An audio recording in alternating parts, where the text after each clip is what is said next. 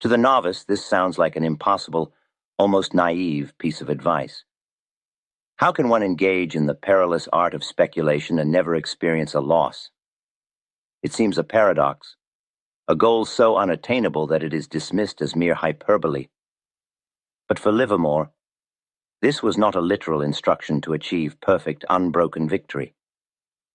It was the bedrock of a profound philosophy, a strategic imperative that separated the professional from the amateur, the survivor from the vanquished. To him, never lose your money did not mean you would never take a loss.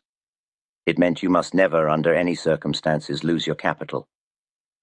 It meant your primary objective as a speculator is not to seek astronomical profits, but to ensure your own survival in the game. The market, in his eyes, was a battlefield. To enter it without a defense was to invite annihilation.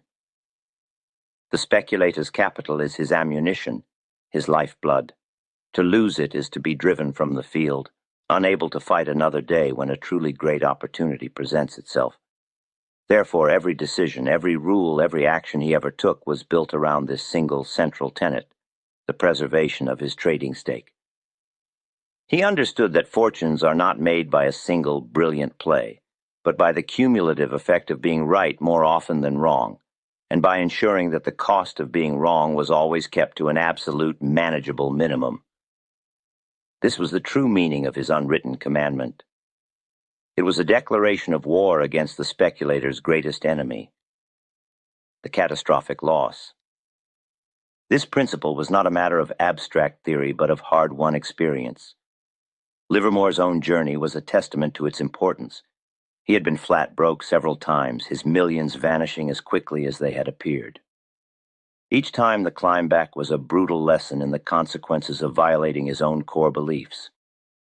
He learned that the skills of tape reading, market timing, and psychological control were useless without the foundational discipline of capital preservation. To lose your money was to lose your chance, and to lose your chance was the ultimate failure for a man whose entire life was the market. The speculator who is wiped out is a man without a profession. For those who wish to immerse themselves in the full narrative of this master's journey, to understand the mistakes that shaped him and the victories that defined him, an essential resource is Edwin Lefebvre's timeless classic, Reminiscences of a Stock Operator. In the description below, you will find information regarding a unique edition that includes a new, detailed chapter-by-chapter analysis by Max Davidson, an analysis specifically designed to translate the book's profound wisdom for the modern reader, making its lessons more powerful and accessible than ever before. The first and most immediate application of this philosophy is the rule of the small loss. Livermore learned, through painful and costly experience, that the first loss is always the best loss. This became a non-negotiable tenet of his trading. When he established a position, he did so with a clear expectation of the market's immediate behavior. If the stock did not act as it should, if it did not show him a profit right from the start, he did not wait, he did not hope, and he certainly did not argue with the tape. He cut the trade without hesitation. He viewed such an action not as a failure, but as a necessary and prudent business expense. He saw that the average speculator does the exact opposite. When a trade goes against them, they hold on, paralyzed by the hope that the market will reverse and vindicate their judgment. This hope is a siren's call leading directly to the rocks of financial ruin. An initial small loss, left unattended, festers and grows into a monstrous one, crippling the account and clouding the trader's mind. Livermore understood that a loss is not just a financial deficit, it is a psychological poison. It erodes confidence and distorts judgment, making a comeback infinitely more difficult. This is why he so vehemently condemned the practice of averaging down a losing position. To buy more of a stock that has already proven your initial judgment wrong is, in his view, the height of folly. It is to double down on an error, to throw good money after bad in a desperate attempt to salvage one's ego. The market is providing clear evidence that the timing is wrong, yet the trader who averages down chooses to ignore this evidence. He is, in effect, telling the market, "You are wrong and I am right," a statement that the ticker tape has a brutal and consistent way of refuting. Livermore treated every trade as a test of his thesis. If he bought a stock expecting it to rise, it needed to rise. If it fell instead, the test had failed. The correct response was not to alter the terms of the test, but to accept the result and close the experiment. This required an almost inhuman level of emotional detachment, the ability to admit a mistake without it wounding one's pride. His focus was never on being right in every single instance, but on making big money when his judgment was correct, and losing very little when it was not. He famously stated that profits can always take care of themselves, but losses never do. A speculator must act as his own insurance broker, and the only way to insure himself against a catastrophic loss is by taking the first small one. This keeps the account healthy and the mind clear, ready for the next opportunity. It is a simple principle, yet its consistent application is what separates the fleeting success of the plunger from the enduring career of the professional. To cut a loss quickly is to pay a small tuition fee for a valuable market lesson. To let it run is to risk your entire education fund on a single failing grade. This philosophy of capital preservation was not just an abstract idea. It was codified in brutally effective mechanical rules.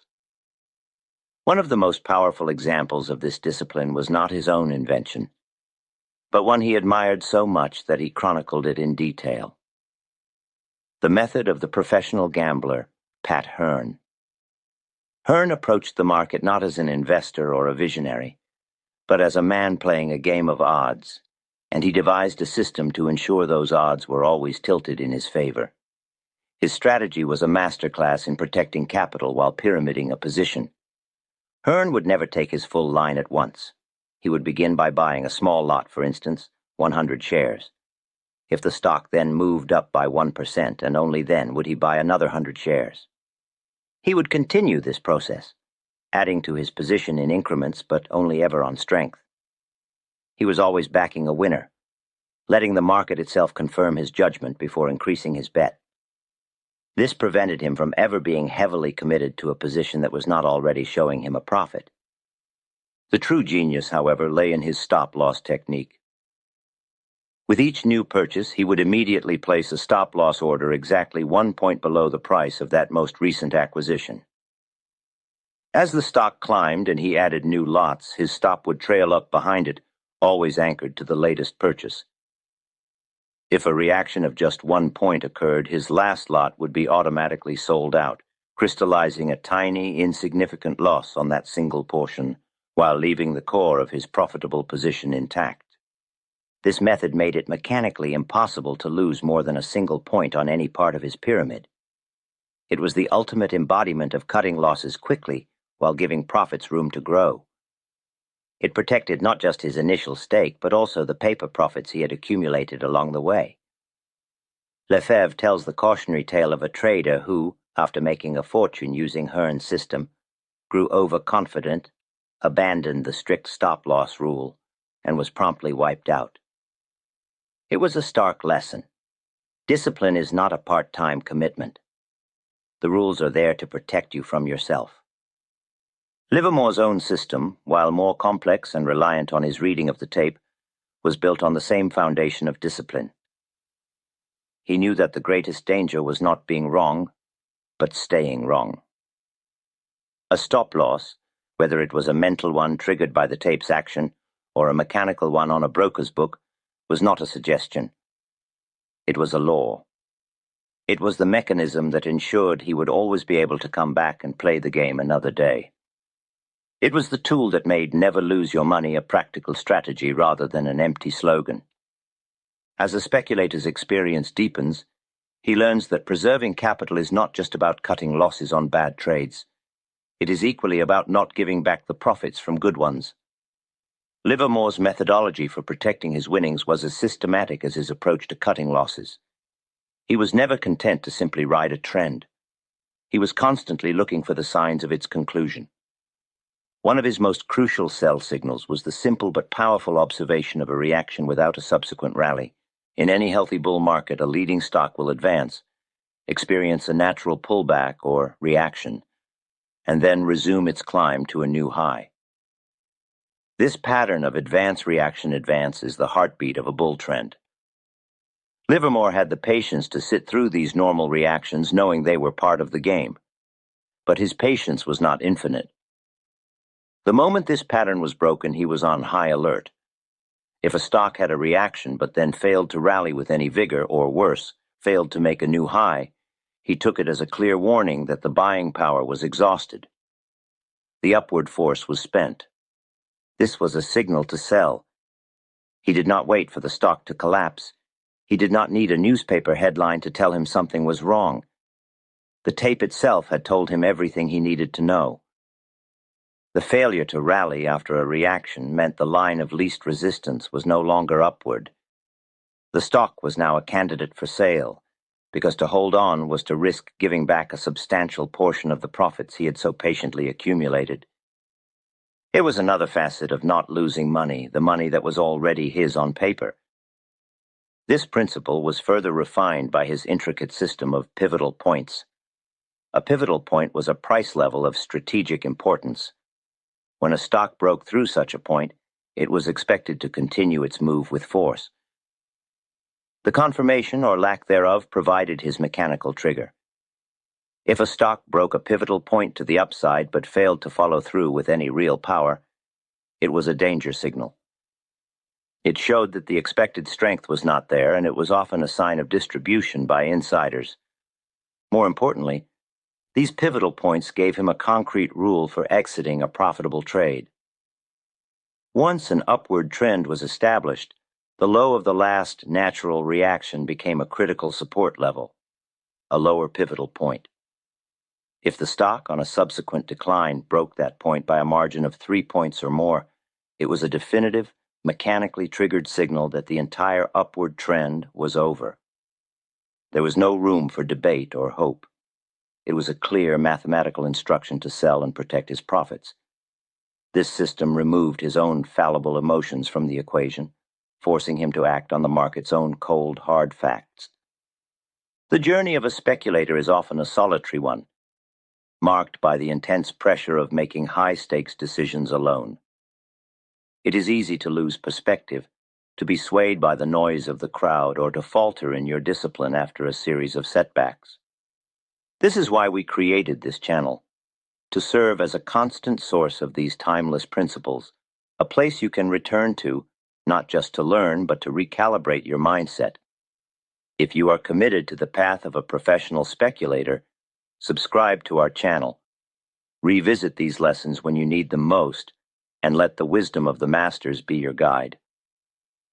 For a trader of Livermore's scale, the question of selling involved more than just timing and price signals.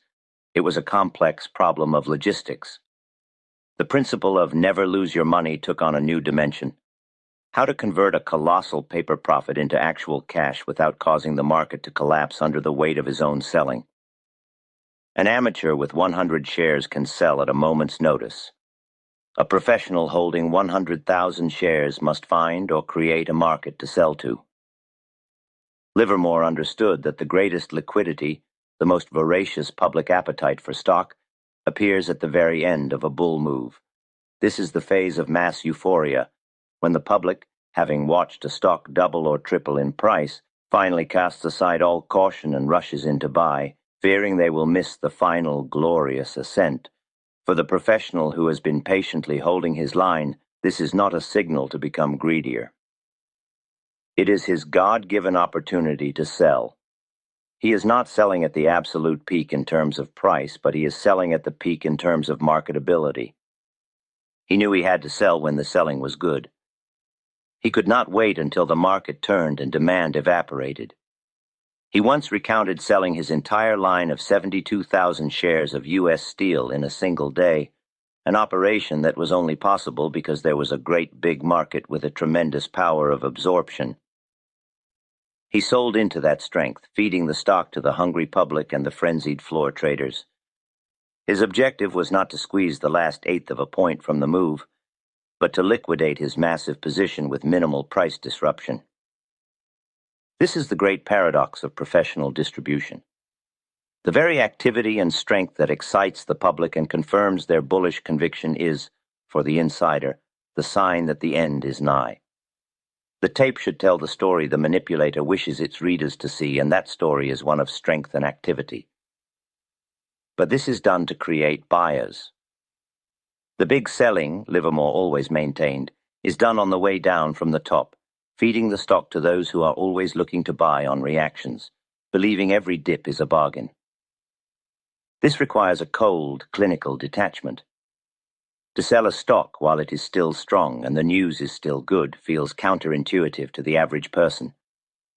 But for the large-scale operator, it is the only logical course of action.